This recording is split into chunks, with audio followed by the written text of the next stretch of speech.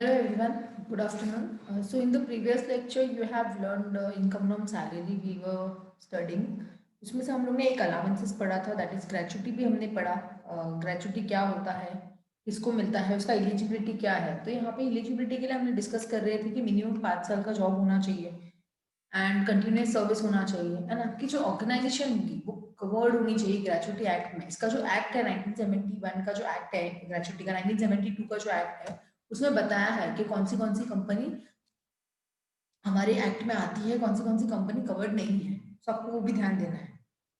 And only ये आपको जो होगा, ये आफ्टर जॉब छोड़ने के बाद ही आपको यहाँ पे ये देंगे। दैट इज आपको बोला है only after living the job, के बीच में आपको नहीं मिला जाएगा। या आफ्टर रिटायरमेंट ही होगा आपको, या फिर आपको जॉब छोड़ोगे तभी मिलेगा। सर कंडीशन आपको यहाँ पे बताया हुआ है कि सैलरी मिलेगा तो टैक्सेबल कितना लगेगा, कितने पे आपको टैक्स पे करना है, वो सब चीजें आपको यहाँ पे बताई गई। तो आप देख सकते हो ये एग्जामेशन का लिमिट हम लोग पढ़ रहे हैं कि अगर फॉर एग्जाम्पल से आपके एम्प्लॉयर ने आपको ग्रेचुटी के नाम पे 20 लाख रुपए दिया आफ्टर 10 ईयर्स, 20 लाख रुपए आपको वो दे रहे हैं, ठीक है। तो आपको यहाँ पे 20 लाख के ऊपर टैक्स पे करना है क्या? नहीं। तो 20 लाख के हिसाब से आपको यहाँ पे एग्जेम्पशन दे रही है गवर्नमेंट। गवर्नमेंट क्या बोल रही है आप चेक करो, थोड़ा सा अमाउंट का हम लोग आपको बेनिफिट देंगे और थोड़े से अमाउंट पे आप टैक्स पे करना। जस्ट लाइक दैट, जैसे आपको यहाँ पे बताया है कि अगर आपको गवर्नमेंट एम्प्लॉय की इधर आपने काम किया है, आप गवर्नमेंट एम्प्लॉय हो, मतलब कोई जैसे कि सेंट्रल रेलवे में आपने काम किया और उसने आपको जॉब छोड़ने के टाइम पे आपको उसने 20 लाख रुपए दिया एज अ ग्रेचुटी 10 साल के बाद, तो वो आपको एग्जाम हो जाएगा। आपको वो 20 लाख के ऊपर एक भी रुपया टैक्स पे करने की जरूरत नहीं है, just because you are an government employ. You don't have to pay the tax to the government. इसके लिए मार्केट में लोग गवर्नमेंट एम्प्लॉय मतलब गवर्नमेंट जॉब ही ढूंढते हैं मार्केट में। क्यों? Because they don't have to pay the tax to the government, right. इसके लिए मार्केट में वही ढूंढते जॉब। फिर नेक्स्ट आपको बोला है कि अगर आप नॉन गवर्नमेंट हो, आपको टैक्स पे करने की जरूरत नहीं है। सॉरी, गवर्नमेंट एम्प्लॉय हो तो टैक्स पे करने की जरूरत नहीं है। लेकिन उसके आपको नेक्स्ट बोला है कि अगर receive by non government employ, मतलब उनको रिसीव हुआ है, मतलब अगर नॉन गवर्नमेंट एम्प्लॉय मतलब आपने कोई प्राइवेट कंपनी में काम किया, 10-15 साल आपने काम किया, 15 साल की सर्विस के बाद आपको उसने नॉन गवर्नमेंट हो आपको तो उसने ग्रेचुटी दिया, तो आपको यहाँ पे कैलकुलेशन करना पड़ेगा। आपको देखना पड़ेगा कि आपकी कंपनी कवर्ड है या नॉट कवर्ड है। अगर आप नॉन गवर्नमेंट एम्प्लॉय हो, आपको चेक करना पड़ेगा कि आपकी कंपनी कवर्ड है या नहीं।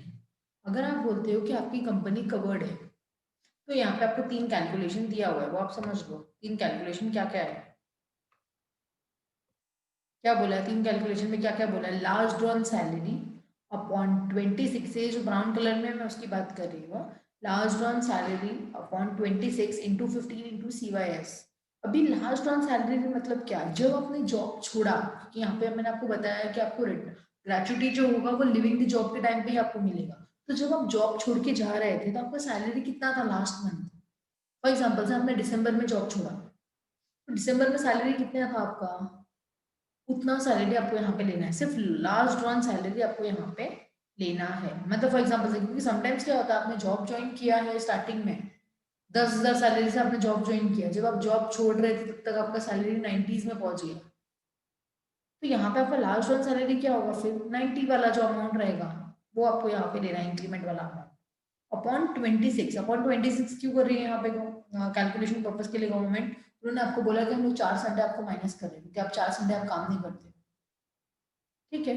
4 संडे आप माइनस करें तो 26 डेज ले लो, 30 माइनस 4, सो विल गेट 26। तो अपॉन 26 कीजिए आप एंड मल्टीप्लाई बाय 15।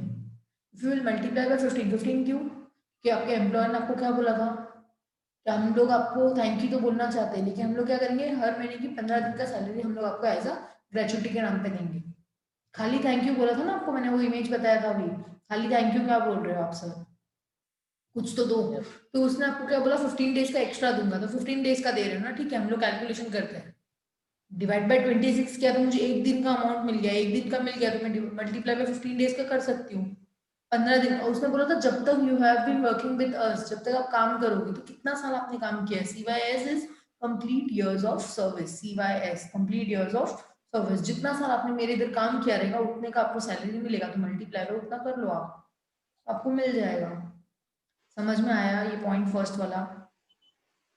ठीक है। सेकंड आपको बोला है एक्चुअल अमाउंट रिसीव, आपके एम्प्लॉयर से आपका एक्चुअल अमाउंट कितना रिसीव हुआ है वो आपको यहाँ पे लेना है, that is actual amount receive. Third आपको बोला है मैक्सिमम लिमिट 20 लाख। ये देखो ये मैक्सिमम लिमिट 20 लाख है ना, वो कब से आया, 29 मार्च 2018 से आया। तो इसके पहले क्या था, इसके पहले 10 लाख था। मतलब ग्रेचुइटी का जो डिडक्शन, ये नहीं, एग्जेम्पशन का जो लिमिट आपको मिल रहा था, ये एग्जेम्पशन का जो लिमिट आपको मिल रहा है वो क्या मिल रहा है, वो आपको पहले 10 लाख मिलता था, मैक्सिमम लिमिट 10 लाख था। बट 2018 मार्च से उन लोगों ने क्या किया है, 20 लाख कर दिया है, 2 साल हो गया, उन लोगों ने अभी 20 लाख कर दिया है। तो अभी आपको क्या करना पड़ेगा, इन तीनों का कैलकुलेशन, मतलब ये जो ब्राउन के बॉक्स में है उसमें आपको क्या दिख रहा है, फर्स्ट कैलकुलेशन, ये तीनों कैलकुलेशन आपको देखना है। फर्स्ट वाला calculation that is last on salary upon 26 multiply by 15 and multiply by C by S. तो आपको इतना करना है, ये फर्स्ट वाला अमाउंट, तो एक अमाउंट आएगा आपके पास। मैडम सेकंड, हाँ बोलिए ना। Madam last down salary means basic salary only no? Yes yes, basic salary. बस सैलरी का मतलब क्या है वो मैं बताऊंगी, यहाँ पे देखो सैलरी का मतलब बताया है मैंने लास्ट में, उस पर ऊपर आऊंगी मैं। ठीक है चलो, अभी आपने पूछा है तो मैं आपको अभी बता देती हूँ। येलो में दिखा है देखो यहाँ पे लेफ्ट साइड पे, लास्ट ऑन सैलरी मतलब क्या, आपका बेसिक का amount plus DA, DA is your dearness allowance. Okay ठीक है, तो ये आपको नोट डाउन करके रखना है। मला असं वाटतं की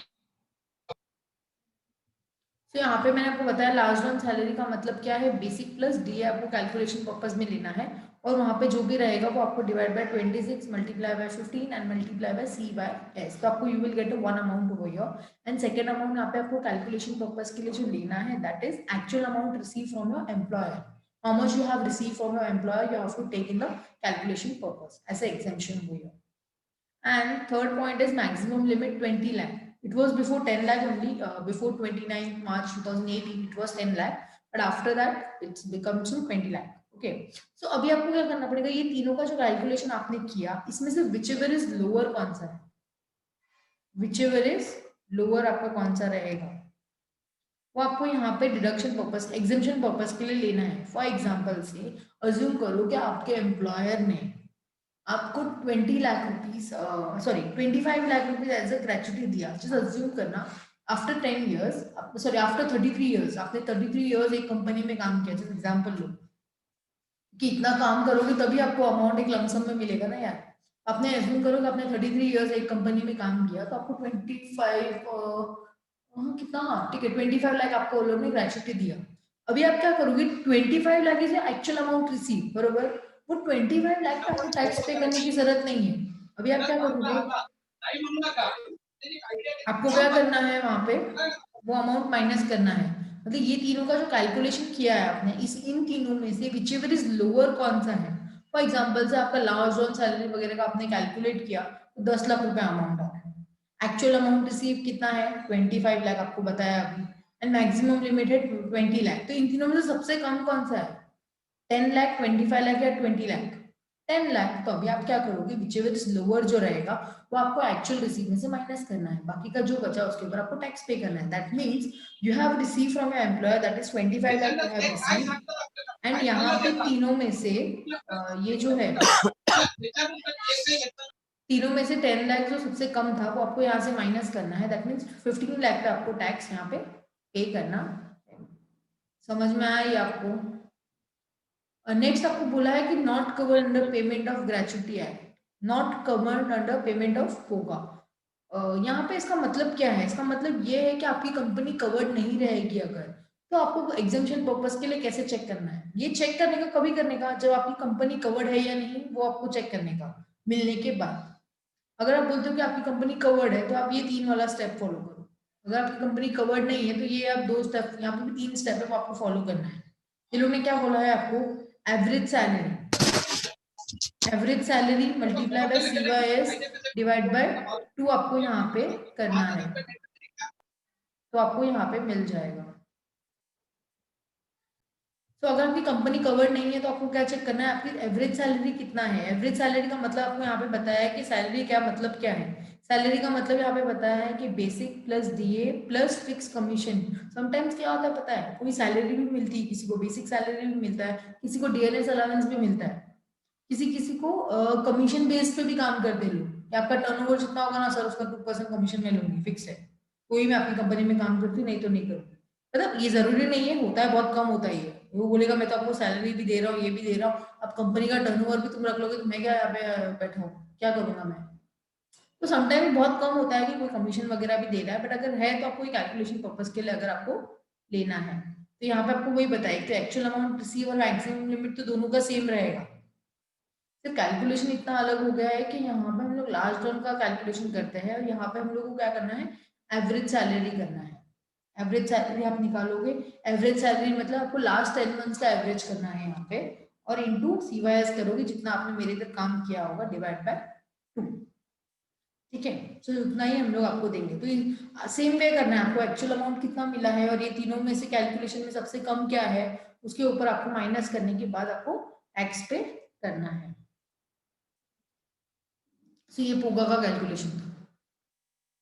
नेक्स्ट आपको बोला है रिटायरमेंट बेनिफिट के लिए आपको क्या मिलेगा, रिटायरमेंट प्लानिंग के लिए आपको पेंशन फंड दिया जा रहा है, हम लोग आपको पेंशन देंगे। तो पेंशन का भी यहाँ पे आपको बताया है कि टैक्स पे करना है या नहीं करना है। तो पेंशन का आपको सेक्शन यहाँ पे मैं बता रही हूँ, under section 10 sub section 10A।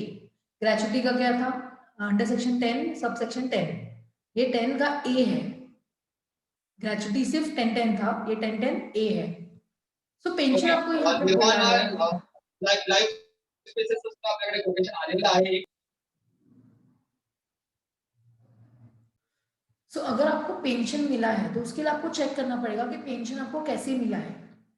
कैसे मिला है मतलब अनकम्यूटेड मिला है या कम्यूटेड मिला है। अनकम्यूटेड मतलब आपको ये मंथली अगर आपने लिया रहेगा, एक साथ नहीं लिया है, आप बोलते हो कि नहीं मुझे सर मंथली मंथली दो या 6-6 महीने का एक साथ दो, पूरे साल भर का, मतलब फॉर एग्जाम्पल से आपने मेरी कंपनी में 30 साल काम किया तो आपका पेंशन जो बन रहा है फॉर एग्जाम्पल से 15 लाख पेंशन बन रहा है, जैसे एग्जाम्पल लो 15 लाख पेंशन बन रहा है, तो अगर मैंने आपको 15 लाख एक साथ दे दिया that is a commuted amount. पर आप बोलते हो नहीं सर 15 लाख दोगे ना तो कहाँ पे खत्म होगा मुझे पता ही नहीं है। एक काम करो ना, जैसे आप सैलरी देते हो ना एवरी मंथ, वैसे ही आप मुझे थोड़ा थोड़ा अमाउंट करके सैलरी देते जाओ। तो ये टाइम पे क्या होगा, मेरा काम बढ़ जाता है ना, गवर्नमेंट का भी काम बढ़ जाता है कि आप एक एक मंथ का अमाउंट ले रहे हो, एक एक मंथ का कैलकुलेशन करना संभालना, कितना पेंशन बाकी है कितना नहीं बाकी है, तो काम बढ़ जाता है यार। काम बढ़ जाता है तो अनकम्यूटेड है तो हमेशा टैक्सेबल होगा, याद रखना। अगर आपने चिल्लर अमाउंट लिया है दैट इज मंथली अमाउंट अगर आप ले रहे हो that is your fully taxable. अगर आपने कम्यूटेड लिया है, कम्यूटेड मतलब एक साथ अगर आपने अमाउंट ले लिया है पेंशन का, तो क्या, तो यहाँ पे बताया कि अगर आप गवर्नमेंट एम्प्लॉय हो तो टैक्स पे करने की जरूरत नहीं है, फुल्ली एग्जेम्प्ट है। पहले मैंने आपको ग्रेचुटी के टाइम पे भी बता दिया था, अगर आप गवर्नमेंट एम्प्लॉय हो तो ग्रेचुटी भी फुल्ली एग्जेम्प्ट है, पेंशन भी फुल्ली एग्जेम्प्ट है। इसके बाद आगे जो भी आएगा गवर्नमेंट एम्प्लॉय रहेगा तो फुल्ली एग्जेम्प्ट है।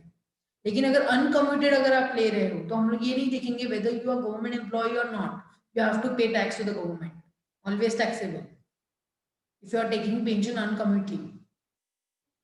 ठीक है, तो यहाँ पे कम्यूटेड के टाइम पे आपको सोचना है कि गवर्नमेंट एम्प्लॉय है या नॉन गवर्नमेंट एम्प्लॉय, बिकॉज अगर गवर्नमेंट एम्प्लॉय है तो फुल्ली एग्जाम्प्ट होगा, नॉन गवर्नमेंट एम्प्लॉय होगा तो मुझे चेक करना पड़ेगा कि आपको ग्रेचुटी मिला है या नहीं मिला है। नॉन गवर्नमेंट एम्प्लॉय है, जो आप गवर्नमेंट एम्प्लॉय नहीं हो, तो हम लोग का जो आपको पेंशन देने का जो एग्जाम्पशन है, तो गवर्नमेंट क्या बोलती है, अगर आप एक बेनिफिट ले रहे हो या दो बेनिफिट ले रहे हो, एक बेनिफिट और दो बेनिफिट का मतलब क्या, एक बेनिफिट मतलब आप खाली पेंशन ले रहे हो, और दो बेनिफिट का मतलब पेंशन के साथ आपने ग्रेचुटी का बेनिफिट भी लिया है क्या, वो आपको पूछ रहे हैं यहाँ पे।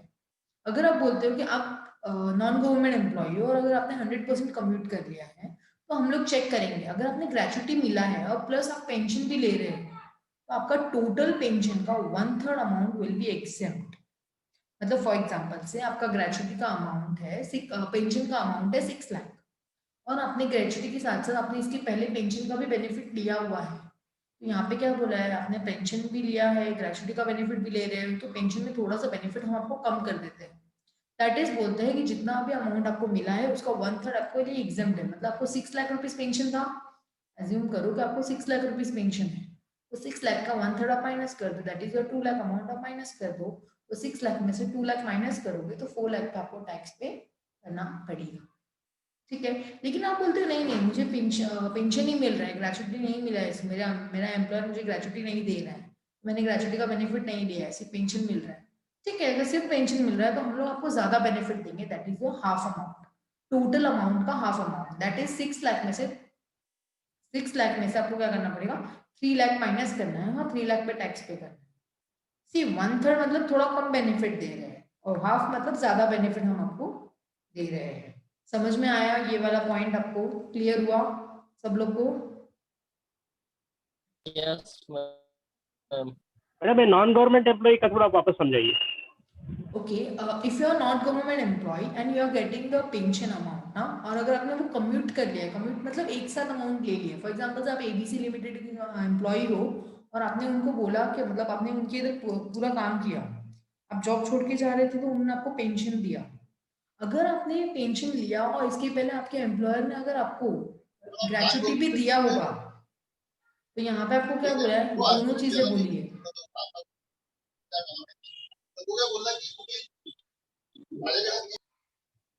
यहाँ पे आपको दोनों चीजें बोली हुई है। क्या बोली हुई है? नॉन गवर्नमेंट एम्प्लॉय को बोला है कि अगर आपको ग्रेचुटी भी मिला है प्लस आप पेंशन भी ले रहे हो, तो आपको पेंशन का हम लोग कम बेनिफिट देंगे। कम बेनिफिट मतलब आप ऑलरेडी ग्रेचुटी का बेनिफिट ले चुके हो ना, ग्रेचुटी के भी अमाउंट में से आपने एग्जेम्पशन का अमाउंट माइनस किया है, तो आपने ऑलरेडी बेनिफिट लिया है वहां पे, तो हम आपको पेंशन में कम बेनिफिट देंगे। मतलब फॉर एग्जाम्पल से अगर आपको 6 लाख रुपया मिल रहा है तो उसका 1/3 कर लीजिए आप, तो 1/3 आप माइनस करके 2/3 पे आपको टैक्स पे करना पड़ेगा। लेकिन आप बोलते हो नहीं मेरे को पेंशन नहीं मिल रहा है, ग्रेचुटी नहीं मिला मेरे एम्प्लॉयर से, तो मैंने इसका कुछ बेनिफिट नहीं लिया है, नहीं लिया है, तो सीधा हाफ अमाउंट कर दो। हाफ अमाउंट मतलब 6 लाख में से 3 लाख माइनस कर दो हाफ करके, और 3 लाख पे टैक्सेबल। वैसा समझ में आया? Okay okay yes madam. So next आपको ये क्या दिख रहा है? आपको ये इमेज क्या दिख रहा है? सेविंग दिख रहा है मैडम। क्या? सेविंग सेविंग गुल्लर गुल्लर। सेविंग करने का गिलर। द सेविंग, अरे वो नहीं बोल रही, उसके नीचे हो जहां पे बैठा है, जहां पे रखा है आपने। अच्छा, मुझे लगा आप लोगों को कैलेंडर दिख रहा है, मुझे तो कैलेंडर ही दिख रहा है। Calendar calendar calendar. ठीक है, आप लोगों को सेविंग दिख रहा है तो आप सेविंग कीजिए आपकी सैलरी से, मुझे तो कैलेंडर ही दिख रहा है तो मैं कैलेंडर देखती हूँ। आप कैलेंडर कब देखते हो? अभी सैलरी का आने का टाइम होता है। ओके, और बाकी लोग कब देखते हैं?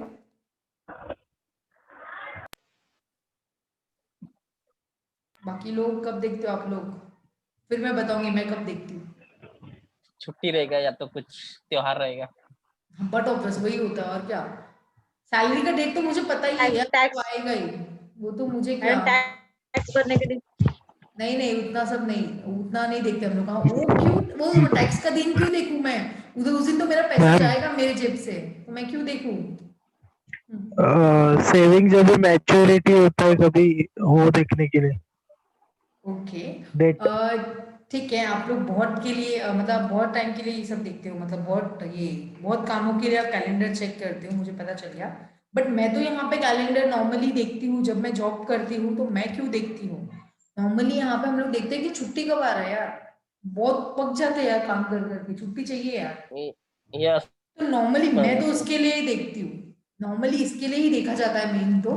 बाकी सैलरी का दिन मुझे पता है, टैक्स का दिन मुझे पता है, और वो सब दिन नहीं देखने का, क्योंकि से सैलरी आएगा मुझे पता है, लेकिन आने का फटाक से खत्म हो जाता है। आपको बताया ना मैंने, 2G की स्पीड से आता है, 4G की स्पीड से जाता है, पहले ही हमारा डिस्कशन हो गया था। टैक्स का मैं क्यों देखूँ, मेरा उल्टा नुकसान जाएगा, मेरे जेब से एक्स्ट्रा जाएगा, वो नहीं दिखते। नॉर्मली कैलेंडर हम लोग को देखना पड़ता है, संडे के अलावा कितनी छुट्टी आ रही है यार। देखो 2 तारीख को संडे है, 9 तारीख को, 16 को, 23 को, 30 को, मतलब ये सब मेरा संडे आ रहा है। ठीक है, बाकी के इसके अलावा भी क्या छुट्टी आ रहा है? दिवाली का छुट्टी, क्रिसमस का छुट्टी, होली का छुट्टी, ये होली का सब छुट्टी। हाँ, इसके अलावा कुछ गांधी जयंती रहेगा या सब कुछ रहेगा तो छुट्टी। तो ये सब छुट्टी क्या करने का? तो मुझे घर पे रहने का यार, छुट्टी आराम चाहिए, बहुत काम हो गया। तो ये सब हम लोग देखते हैं। जैसे अभी आपने बोला ना, आपको जैसे एग्जाम्पल से रवि का एग्जाम्पल ले लो, इनको कैसे घर पे बैठने की आदत नहीं है, मालूम है? घर पे रहेंगे तो घर वाले कचकच करते हैं, तो घर पे नहीं यस रहना है इनको, यस। तो ये बोलते हैं मेरे को जॉब पे ही रहना है। तो ये क्या करते हैं, कैलेंडर तो चेक करते हैं कि छुट्टी किस दिन है, छुट्टी किस दिन है, और अपने बॉस को जाके बोलते हैं सर ये देखो ना, इस दिन छुट्टी है, बट मैं ना ये दिन अगर छुट्टी है और मैं घर पे रहूंगा ना, तो घर वाले सब काम कराएंगे मुझे, और मुझे ना कैसा होगा, मैं यहाँ पे काम करूंगा ना वो ज्यादा अच्छा है, मुझे पगार तो मिलेगा, घर वाले काम कराएंगे तो कैसा कुछ कुछ मिलेगा तो नहीं, उतना टाइम पास हो जाएगा, तो मुझे नहीं घर मैं पे बस नहीं रहना घूमने है। चला जाऊंगा। अरे नहीं है, जैसे एग्जाम्पल लो आप किधर भी जाओ ना, नॉर्मली लोग छुट्टी लेते ही है, मैं आपको एग्जांपल बता रही हूँ कि अगर आपको छुट्टी नहीं लेना है, समटाइम्स रहते हैं यहाँ पे, मेरे इधर बहुत सारे लोग ऐसे, मेरी कंपनी में लोग थे ऐसा जहाँ पे मैं करती थी, वो लोग बोलते थे हम लोग को छुट्टी नहीं चाहिए, घर में रहेंगे ना तो घर वाले काम कराते, बहुत कचकच करते हैं, ये क्यों कर रहे वो कर रहे, मोबाइल में ही रहता है दिन भर, ऐसा वैसा सब बोलते रहते हैं, मुझे नहीं रहना है घर पे, हम लोग को ऑफिस ही जाना है। तो आपने आपके एम्प्लॉयर से बोल के आपने क्या बोला, एक काम करो सर, छुट्टी के दिन भी मैं ऑफिस आएगा। तो सर बोले ऐसे कैसे चलेगा, क्या करेगा फिर इधर आके, सर बोले मैं एक्स्ट्रा काम करूंगा सर, कुछ एक्स्ट्रा काम रहेगा तो बोलो, मेरा आपका काम फटाफट हो जाएगा, आपका जो भी काम में वर्कलोड रहेगा आप मुझे बोलो, मैं करूंगा। ठीक है चलेगा, आ जाना बोला, मैं आपको एक्स्ट्रा पेमेंट दूंगा। इसमें क्या हुआ, आपका फायदा हुआ ना, एक्स्ट्रा पेमेंट आपको मिल रहा है। तो यहाँ पे क्या हुआ, छुट्टी के दिन का भी आपको पैसा मिला, उसको बोलते हैं लिव एंड कैशमेंट। क्या बोलते हैं, लिव एंड कैशमेंट, मतलब छुट्टी के दिन का भी पैसा, आपने छुट्टी के दिन भी काम किया और आपको पैसा मिल रहा है, तो उसको बोलते हैं लिव एंड कैशमेंट। तो लिव एंड कैशमेंट का लीव सैलरी का टैक्सेबल कैसा रहेगा वो हम लोग को यहाँ पे देखना है, मतलब छुट्टी के दिन आप गए, आपको पैसा मिला, तो उसके हिसाब से मैं टैक्स कैसे पे करूँ, तो वो यहाँ पे आपको समझना है। तो ये लिस्ट बताया है टैक्स ऑन लीव एंड कैशमेंट में। तो यहाँ पे आपको तीन चीजें बताइए कि अगर आपने during the service tax leave and encashment लिया तो वो फुल्ली टैक्सेबल होगा, whether you are government employ और not, you have to pay the tax fully if you are taking the on during service. अगर आप जॉब छोड़ने के बाद लेते हो तो गवर्नमेंट एम्प्लॉय तो टैक्स नहीं लगेगा, मैंने आपको पहले ही बताया, if you are in government employ and you are taking after retirement और living the job you are taking, तो फुल्ली एग्जम्प्ट है, आपको टैक्स पे करने की जरूरत नहीं है। लेकिन अगर आप नॉन गवर्नमेंट एम्प्लॉय है तो इसका लिमिट है, एग्जेम्पशन का कुछ लिमिट है, वो हम लोग नेक्स्ट स्लाइड में देखने वाले हैं। अगर अपनी डेथ के टाइम पे अगर अपनी घर वाले लिव एंड कैशमेंट लेते हैं तो वो भी एग्जेम्प्ट है, इतना तो गवर्नमेंट ध्यान दे रही है, अगर टैक्स नहीं करती गवर्नमेंट, कुछ ना कुछ ध्यान भी दे रही है। तो लिव एंड कैशमेंट लेने का, अगर आप जॉब पे जा रहे हो तो लिव एंड कैशमेंट लेने का ही नहीं, फिर अगर आप गवर्नमेंट एम्प्लॉय हो तो ले सकते हो, एग्जाम्प्ट हो जाएगा, लेकिन अगर आप नॉन गवर्नमेंट एम्प्लॉय हो तो आपको टैक्स पे करना पड़ेगा। तो इधर ये वाले टाइम ऑन डेथ वाले टाइम पे आप क्या करोगे, आपके घर वाले जाके लेंगे तो टैक्स नहीं लगेगा उसके ऊपर, उतना अमाउंट वो लोग के लिए काम आएगा, आपके घर वालों के लिए। तो देखो यहाँ पे ये चेक कर रहा है, मुझे पैसा मिला, लीव जितना मुझे लीव था उतने का पैसा मैंने कमाया, लीव के दिन का भाई पैसा कमाया, जैसे ही आपने कमाया देखो ये उड़ के गवर्नमेंट डिपार्टमेंट आया, दिख रहा है, जैसे ही आप बोलते हो कि आपने कमाया पैसा, लिव इन कैशमेंट आया, और जैसे ही आपके पास आता है ये देखो, लाओ भाई मेरा पैसा लाओ, टैक्स डिपार्टमेंट आके बोलता है मेरा पैसा लाओ, तो उसका एग्जेम्पशन देखते हैं कि किस तरह से एग्जेम्पशन होगा। तो उसका एग्जेम्पशन के लिए आपको यहाँ पे बताया है कि leave not taken as per IT rule multiply by average salary per month, मतलब आपने आईटी रूल के हिसाब से कितना दिन छुट्टी नहीं लिया, मतलब आईटी के हिसाब से क्या है पता है आपको, बताऊं मैं सच बात बताऊं, मार्केट में गवर्नमेंट ने क्या बोला है रियल लाइफ में, कि आप पूरे एक साल अगर हमारे इधर काम कर लो, नॉर्मली अगर आप एक साल काम करते हो ना तो एक साल को एक मंथ की छुट्टी फ्री होती है, बट आपका एम्प्लॉयर नहीं बोलेगा आपको ये सब चीजें, नहीं समझाएगा, वो आपको ना जॉब ज्वाइन करने के बाद में मीटिंग रखेगा बराबर, एवरी मंथ मीटिंग रख के आपको भाषण देगा कि आप सैटरडे वगैरह मतलब संडे वगैरह तो छुट्टी होता ही है, लेकिन आप ये सैंडविच लीव नहीं ले सकते हो आप लोग, ये नहीं ले सकते हो, वो नहीं ले सकते हो, बहुत बोलेगा वो आपको, बट ये नहीं बताएगा कि यहाँ पे जो रूल क्या है, पूरे एक साल काम करोगे तो आपको एक मंथ की छुट्टी मिलती है। क्या बोल रहे हो, हेलो, बोलो रवि क्या बोल रहे हो। यस मैम, आप सही बोल रहे हो, हाँ तो यहाँ पे क्या होता है, गवर्नमेंट कुछ ने सही बोला तो है, जैसे आप बोल रहे हो वैसे ही होता है। हाँ वही मैं बता रही, मार्केट में क्या होता है वही बता रही हूँ, वो लोग अपना मीटिंग वगैरह तो एवरी एवरी मंथ क्या, अभी आजकल तो 2-2 हफ्ते में एक मीटिंग लेने लगे, क्या काम कर रहे हो आप लोग बताओ, आजकल तो वर्क फ्रॉम होम चल रहा है तो डेली रात 10-11 बजे तक लोग अपडेट दे रहे हैं, मेरे दोस्तों का मुझे फोन आता है फ्रेंड्स लोग का, तो मुझे पता चलता है रात को 11-11 बजे तक भी लोग साला कॉन्फ्रेंस पे ही है अभी तक, वर्क फ्रॉम होम का डिटेल देते हैं। इससे अच्छा तो मेरे को लगता है नॉर्मल डे रहेगा कि 7 बजे घर पे तो आ गए शांति से 8 बजे, उसका टेंशन तो नहीं, लेकिन अभी जितना पगार कम देके काम ज्यादा करवा रहे हो फ्रॉम होम में लोग। तो यहाँ पे क्या है, गवर्नमेंट ने रूल बनाया है कि पूरे एक साल अगर आप काम करते हो तो 1 महीने का आपको छुट्टी मिलना चाहिए। तो यहाँ पे आपको वही बताया, leave not taken as per IT rule multiply by average salary per month. ठीक है, फिर आपको बोला है average salary per month multiply by 10 आपको करना है, फिर एक्चुअल अमाउंट कितना आपको मिला है वो आपको देखना है, एंड मैक्सिमम लिमिट आपका 3 लाख रुपीज है, विच एवर इज लोअर, इसमें से आपको माइनस करना पड़ेगा। तो गवर्नमेंट के हिसाब से क्या है, गवर्नमेंट का 1 साल is equal to 1 year is equal to 1 month का रूल है। अगर आपने हमारे इधर 40 साल काम किया और एक भी दिन छुट्टी नहीं लिया, तो at the end of the year जब हम लोग एग्जामिशन कैलकुलेशन करेंगे तो 40 महीने का फ्री है। मतलब आप सोचो 40 साल काम किया तो 40 महीने का आपको मिलना चाहिए लीव का पैसा, नहीं मिलता है। छुट्टी तो नहीं लिया तो नहीं लिया, लेकिन लीव एनकैशमेंट भी नहीं देता है कोई। अपने को अगर ऐसा रहेगा ना भाई पैसे का जरूरत है, हम लोग को जॉब ज्वाइन करना है, हम लोग छुट्टी के दिन भी आएंगे, तो वो लोग क्या बोलेंगे, हाँ छुट्टी के दिन भी आओ, बट हम लोग पगार नहीं देंगे। मार्केट में ऐसा भी है, बहुत सारे लोग, तुमको गरज है तुम आके काम करके जाओ, भाई हम लोग नहीं आएंगे, वैसा यस होता है। बरोबर है।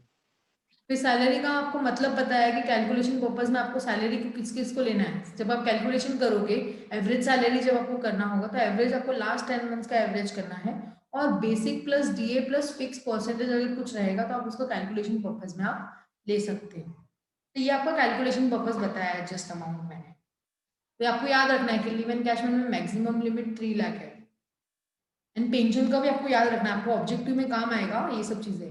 पेंशन का क्या काम आएगा, पेंशन का ये वाला काम आएगा कि अगर आप नॉन गवर्नमेंट एम्प्लॉय हो और अगर आपको रिसीव हुआ है ग्रेचुटी, तो कितना एग्जेम्पशन है, या वो लोग कितना टैक्सेबल है वो भी पूछ सकते हैं। तो अगर 1/3 इज एग्जेम्प्ट है तो 2/3 टैक्सेबल होगा, ऐसा आप वो भी ध्यान रख सकते हो। अगर आपको सिर्फ पेंशन मिल रहा है तो सिर्फ हाफ है, तो वो आपको ध्यान रखना है। तो ये लीव एनकैशमेंट हमने एक्सप्लेन किया मैंने आपको।